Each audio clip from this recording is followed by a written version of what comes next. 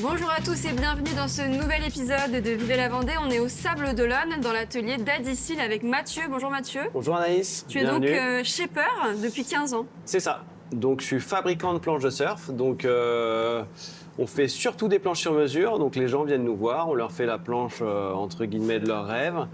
Avec des couleurs, enfin ils choisissent tout de A à Z quoi. Ça concerne qui? C'est pas forcément ceux qui débutent dans le surf, c'est ça que tu m'expliquais. Ouais c'est ça, c'est qu'en fait on peut avoir des compétiteurs de très haut niveau. Donc on a eu des titres de champion du monde, champion d'Europe, champion de France, enfin voilà, des très très bons surfeurs.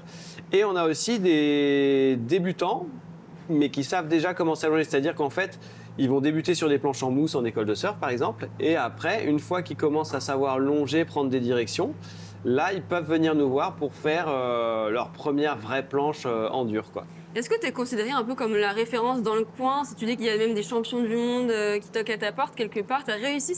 C'est compliqué de se faire une réputation ou pas chez les surfeurs du coin? Ouais, c'est long parce que la preuve, c'est que ça fait 15 ans que j'en fais et que voilà, maintenant, il y a la notoriété qui est arrivée avec le temps. C'est toujours une remise en question, c'est que les planches d'il y a 10 ans, c'est pas les mêmes aujourd'hui et ce sera pas les mêmes dans 10 ans. Donc, il faut toujours arriver à se remettre en question sur les différents shapes, les formes de planches. Donc, dans cette salle, je vais façonner la planche. Donc, vraiment, je vais lui donner sa dernière forme.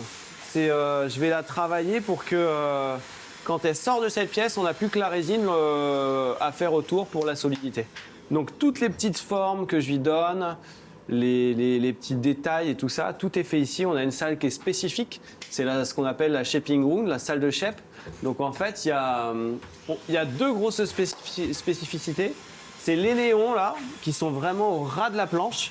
Donc ça, c'est pour avoir vraiment voir tous les défauts en fait. Si je fais le moindre petit défaut, en fait, on va le voir. Lumière rasante. Et l'autre spécificité, c'est que la pièce, elle est sombre. On voit les murs, ils sont bleu foncé. Alors on pourrait les faire noir ou vert foncé, peu importe.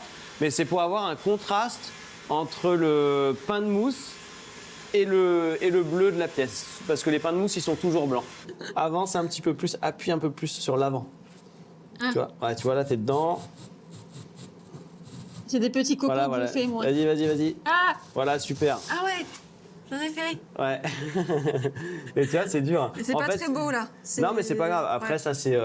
ici, t'en as d'autres. Essaye, vas-y, tu peux réessayer. Tu vois, le but, c'est... Ah, mais toi, ils sont beaux! C'est mon métier. J'ai voulu faire ma première planche il y a 15 ans. Et en fait, j'ai kiffé la faire.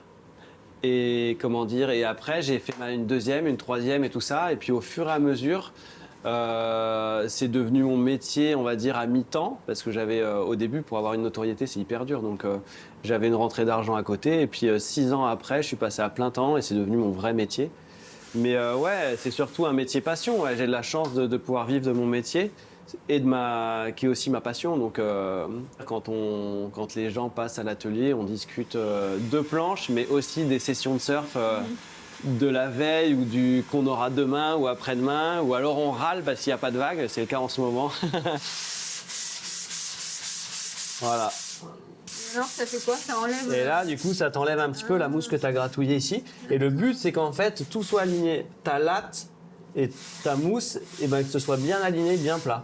On va aussi parler peut-être des matériaux, parce que moi j'ai entendu dire que c'est pas forcément écolo, la composition, les matériaux. Et toi, vu que tu es dedans, peut-être que tu peux avoir un avis là-dessus, comment ça évolue? Oui, en effet, en fait, le surf a une belle vision parce que c'est un sport où on est avec l'océan, etc.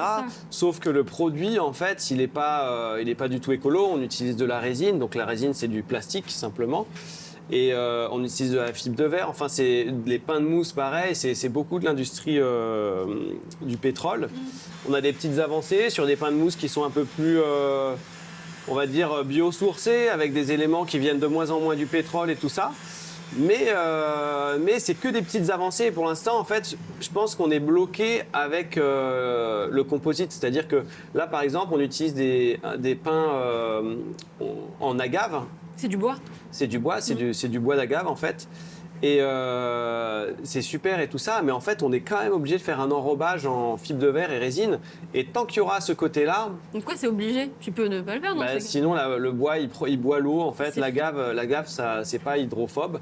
Et ça va boire l'eau.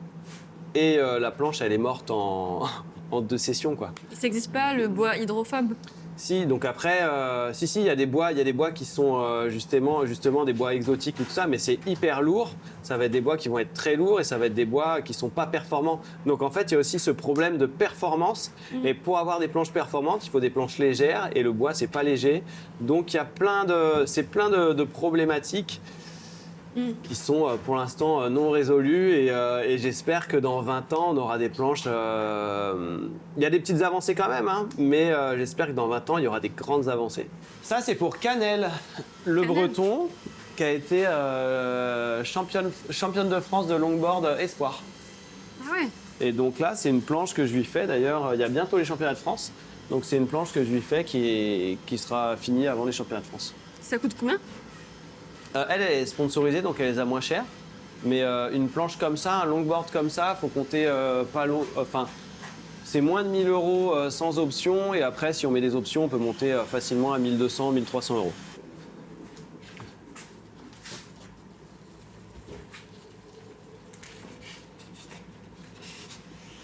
Donc là, c'est des additifs qu'on met pour pouvoir poncer la planche à la fin. Mais là, ouais, de toute façon, ouais. Hop. Donc là, Paul, il fait ce qu'on appelle le glaçage.